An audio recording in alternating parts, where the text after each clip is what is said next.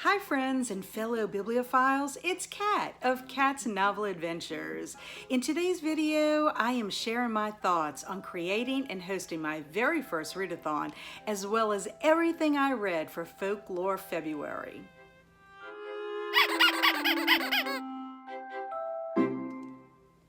I am over the moon excited that I not only created my very first readathon, which was Folklore February, but I hosted it throughout the entire month. I was able to create prompts, a graphic, a bingo board. I had sprints 3 times throughout the month. It was fantastic. And the best thing about all of it is that I had so many people participate in my very first readathon, and that brought me so much joy. I was so astounded at how many people did participate, and it's been such a joy to be able to watch people's wrap-up videos about what they've read. I just recently watched Lauren's video over at Happy Haunts Library and Cliff's video over at Cliff's Dark Gems. It's just been a lot of fun, and I've had lots of support from Crystal over at Fiber Artsy, Amy at Amy Noel Reads, Katrina at Katrina Brown, Kelsi over at Slime and Slashers. There's so many people I want to thank. Susan, Amy over at Amy Taville Library, just many people on Instagram that sent me posts or included me in their stories. It's just been a lot of fun, and I appreciate everyone that participated because it really was a wonderful happiness boost for me. It was just so enjoyable to spend time reading fairy tales, folk tales, and fables. I really am happy that I was able to pull this off and look forward to doing my next readathon, which will be in May. The first book I want to talk about is Stone Soup, written and illustrated by Marcia Brown. This was for my folktale prompt.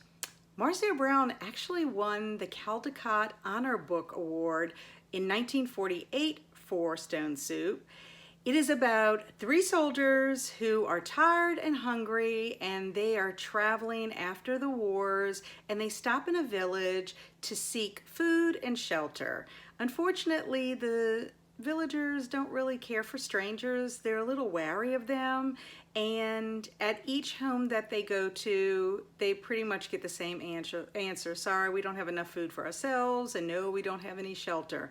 So the 3 soldiers decide to have some huddle time, and they are going to make some stone soup.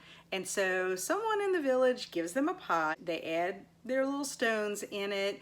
But the villagers start getting pretty curious, like, can you really make soup out of stones?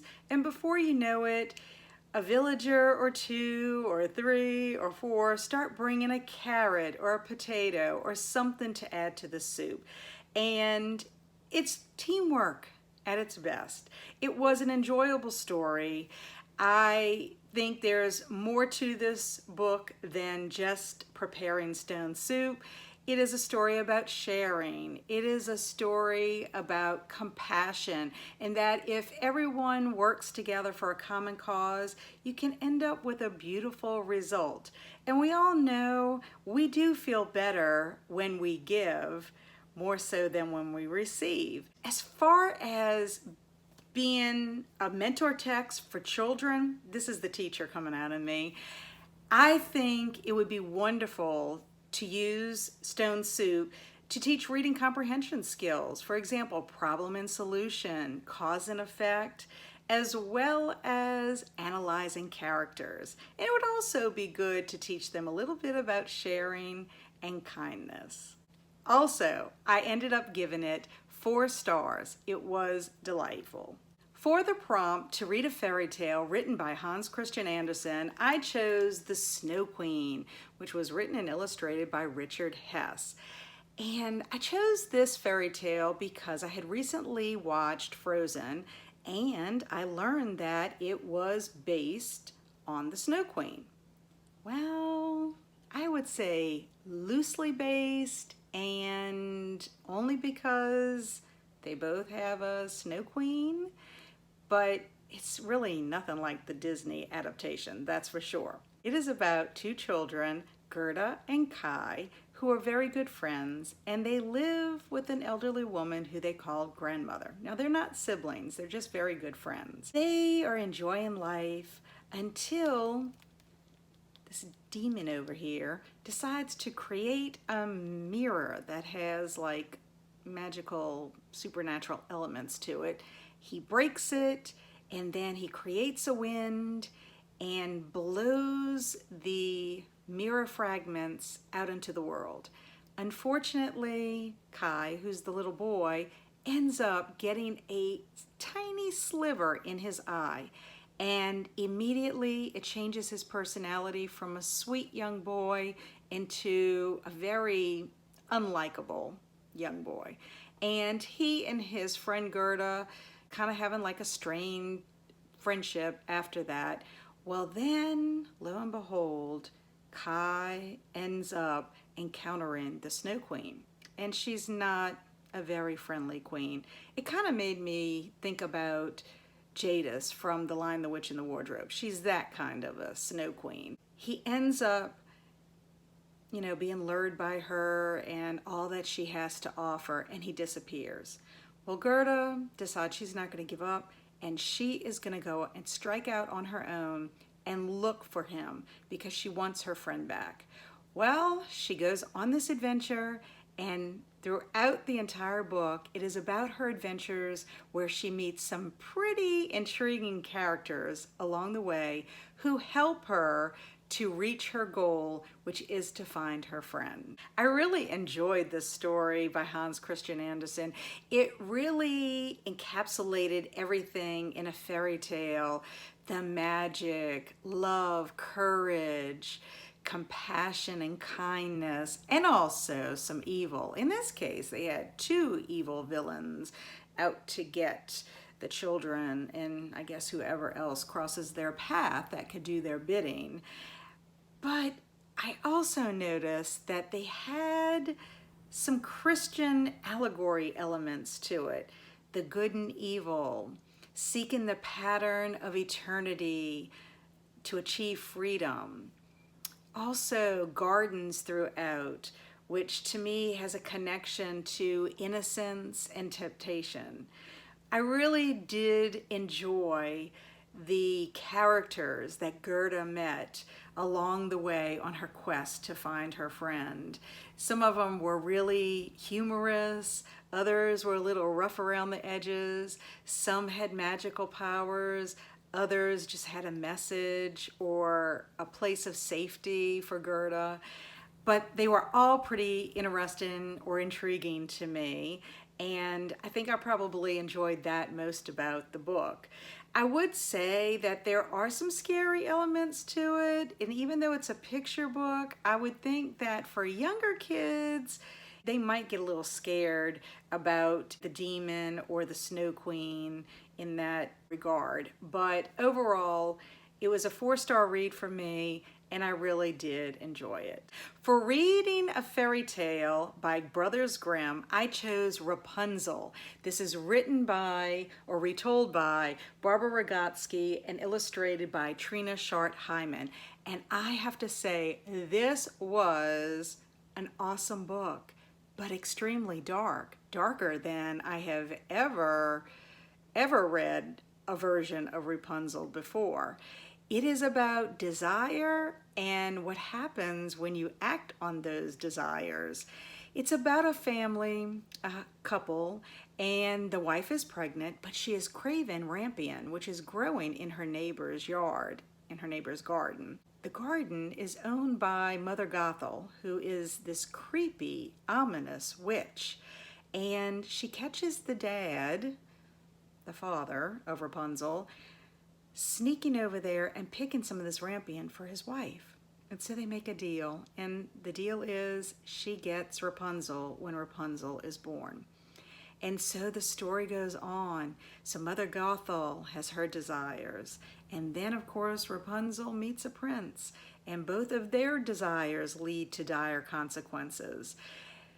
It is just heartbreaking in addition to being dark. Just a very sad story overall. I gave it 5 stars because it was so, I don't know how to describe it. It was really good, but it had elements in it that were just dark and kind of scary. I just thought it was really well written. There's beautiful illustrations in it. I will say, I was surprised by some of the themes or content in it, and I would not recommend this for lower grade children. I think it's better suited for a middle grade audience. I think it would work well in the classroom if you want to teach cause and effect, characterization, also to take responsibility for one's actions. I will say that there is an underlying message. Something is meant to be that it will find its way to be, just to give that little bit of inkling of hope. But overall, wonderful read, just very surprising. For the prompt to read a fable, I chose The Hare and the Tortoise. This is a fable based on La Fontaine, and it was illustrated by Brian Wildsmith. It's very simplistic text and has beautiful illustrations. It's about a tortoise and a hare who are arguing, and the tortoise gets tired of it and challenges the hare to a race. And of course, the hare thinks he's ridiculous because he assumes he is going to win. What I love about this fable is that it resonates with me. It's never too late to pursue a dream, and it may take some of us a little longer to reach our goals or to realize our dreams, but slow and steady wins the race. And I like that because that kind of motivates me to keep going sometimes. I will also say that this would be an excellent mentor text in the classroom because it could teach children about peer influence. It could also be used for reading comprehension skills as far as making predictions, cause and effect, and about characterizations. This was a 5-star read for me. For my mood read, I chose a middle grade retelling of the Brothers Grimm fairy tale, Snow White and Rose Red. It is called Snow and Rose, and this is written and illustrated by Emily Winfield Martin. And this is probably my most favorite read of the entire Folklore February. That's not to say that I didn't love everything on my list, but I think if I had to choose one, I think Lauren was the one that asked me during sprints which one was like my favorite, and I think I picked this one. I really did love it because beautiful story. It was a 5-star read for me. Beautiful illustrations. It is a story about love and loss, not only of the people that are in your life, but also the things in your life that you're used to, your material things. You have 2 girls, they're sisters. They are living in a big, huge home with beautiful gardens with their mother and father. Their father disappears one day as he's going in the woods to work or coming from work, and they don't know what happened to him. They fear that he is dead. They cannot afford to stay in their home any longer, so they, with their mother, go and live in the woods in a small, cozy cottage, and they are living life.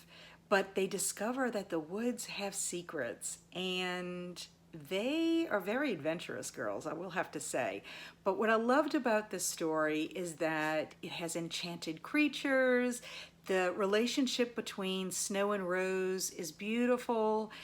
They are resilient, they're adventurous, they are like the sun and the moon as far as temperament, but they are kindred spirits at the same time. And I just loved the heart of the story and the characters. The characters are really likable. They meet several characters along the way. There is something ominous happening in the woods, and they uncover that as well. It was just filled with lots of adventure, There are dark moments, but there are also happy moments. This is a tale about resilience, facing your fears, dealing with grief, and protecting those that you love. I really highly recommend Snow and Rose. And I must say that before I read this story, I did read the original fairy tale that was written by Brothers Grimm out of my fairy tale book, my Brothers Grimm fairy tale book that I had picked up at Books A Million a few weeks ago. For the Fractured Fairy Tales, I ended up reading The True Story of the Three Little Pigs. This is written by John Sheska and illustrated by Lane Smith. And wow, I love this story so very much. I had read it many years ago and just chuckled. It is clever, it is hilarious. It is all told from the point of view of Alexander T. Wolf, or Al for short, and he's going to give his version of what really happened in this fairy tale about the Three Little Pigs. It was a 5-star read for me, and I just loved how it was from his point of view.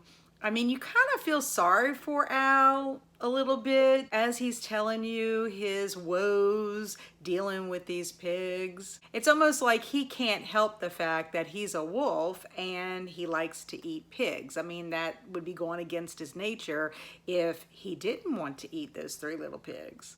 I think this would be a wonderful mentor text to teach children in the classroom about point of view, about sequence of events. Also, they can learn about compare and contrast. They can compare this story along with the original telling of the Three Little Pigs.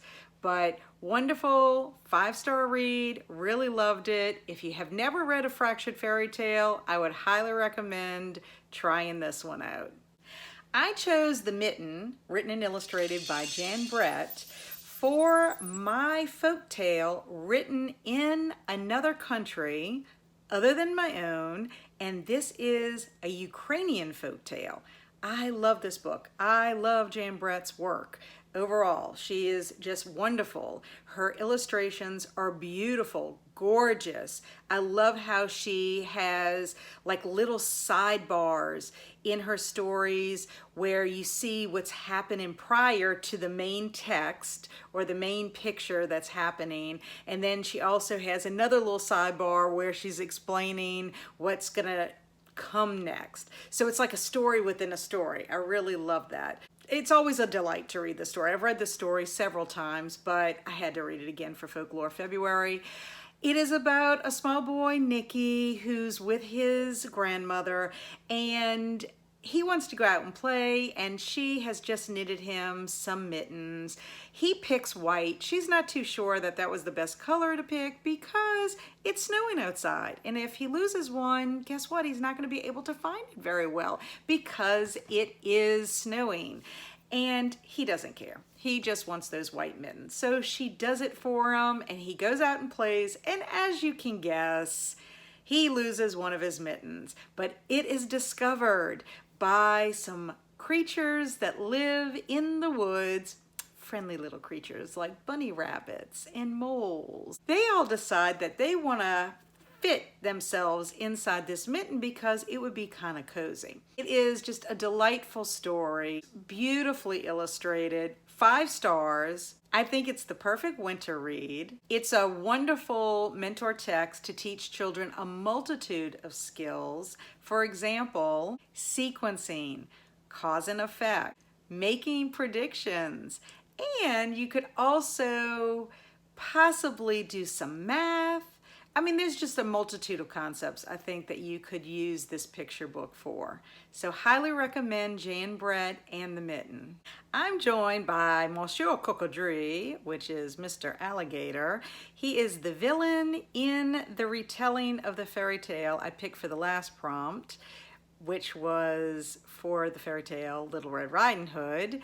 And he, of course, is very sneaky. Now, on the flip side, you see just how sneaky he is when he tries to dress up as the grandma. So this is a retelling called A Caging Little Red Riding Hood by Berth Amos, who happens to be a Louisiana native. And it is a delightful tale. I love that it takes place in Louisiana. It's about Katrina. She is bringing a basket of pecans to her grandmother's house so that they can make some pralines. And of course, she's being stalked by our little friend here. Now this little cutout, it's neat because it sits right here so that you don't lose him. And throughout the book, there's some little slots that you can insert him in as you're reading the story, which is pretty neat. Also, at the end of the book is Mare's secret recipe for pralines. If you would like to make them, I don't know if I would be that ambitious, but it also gives the story of where pralines came from. This candy, pralines are candy, it started in France. The Maréchal de Plaisance praline loved a candy made of sugar-coated almonds. When the Ursulines came to New Orleans in the early 18th century, they were also French. They enjoyed these sweets and they wanted to make them, but they didn't have almonds here. So they went ahead and substituted pecans, and they used that with the cane sugar, and they created the candies that we know of today. And they named it in honor of Maréchal. So I thought that was pretty neat as well. I love pralines. You can't eat too many of them at one time because they are extremely rich. But I would highly recommend, if you're ever in the New Orleans area or anywhere really in Louisiana and you spot a praline, I would recommend buying one and enjoying it because they really are delicious. This was a 4-star read for me. It was delightful. I really enjoyed it. The last prompt on my bingo board was to watch a screen adaptation of your favorite folktale, fairy tale, or fable. Really, it could have been a screen adaptation of any movie that you wanted to watch. I chose Pinocchio because I really wanted to watch the Guillermo del Toro version, and oh my goodness, it was absolutely gorgeous. It was wonderful. I thoroughly enjoyed it so very much. The feelings I have for this movie. I want to watch it again. I want to just really immerse myself in it again. There are moments that are humorous. There are moments that are heartbreaking. It's a little bit different than the original tale that we're used to, that was produced by Disney. I just loved also the format, the stop motion animation of it, the music, the atmosphere. It was purely delightful. There's also moments where you get a sneak peek into the afterlife and the lessons that Pinocchio learns along the way. It was the most fantastic movie I have seen in a long while. Now, you can't go wrong with Guillermo del Toro in general. If you are a fan of his work, Pan's Labyrinth, The Shape of Water, I would highly recommend checking out Pinocchio because it was wonderful. I actually watched it with my son Andrew. We didn't plan it that way, but when he saw that I was watching it, he said, "Oh, I want to watch this too." So I said, "Come on." And of course, he knows me. I have a very tender heart when it comes to certain themes, and it doesn't really take a whole lot for me to get emotional. I cry pretty easily, especially if it's something that really touches my heart, and Pinocchio did. There was one point where I just was sobbing, and he went and got Kleenex for me. He was patting me. I mean, he knows how I am. Just that was very sweet of him. It was like he was comforting me. So I'm glad I was able to watch it with him. I was blown away with how beautiful it was. The story has some changes in it, and that's okay because I love the way he adapted it and the direction that he went in. The art style is gorgeous. I'm gushing. I know I'm gushing. It was a 5-star watch for me. I want to watch the documentary on the making of Pinocchio. I want to watch it, and then I think I'm going to rewatch Pinocchio because my husband didn't get to watch it with me, and I do think he would enjoy it as well. I would definitely check out Pinocchio if you have not seen it, the Guillermo del Toro version. Thanks everybody for stopping by. I really do appreciate you sticking with me during this video because it is a little bit longer than usual, and that is because I am so excited about everything I read for Folklore February. It was a wonderful reading month for me. I also want to say thank you again to everyone that participated in Folklore February. I plan on hosting again next year in February of 2024, and I'm hoping to make it bigger and add some extra prompts and also add legends and myths and tall tales. I mean, the folklore umbrella is massive, so there will be lots of good things that I can add to this readathon in the future. So exciting. In the meantime, stay amazing and be adventurous.